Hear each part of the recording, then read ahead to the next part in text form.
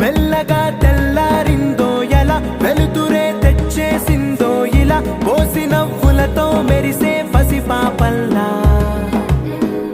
చేదతో బావులలో గలగల, చెరువులో బాతుల ఈతల కళ, చేదుగా ఉన్న వేపను నమిలే వేళ, చుట్ట పొగ మంచుల్లో చుట్టాల పిలుపుల్లో మాటలే కలిపేస్తూ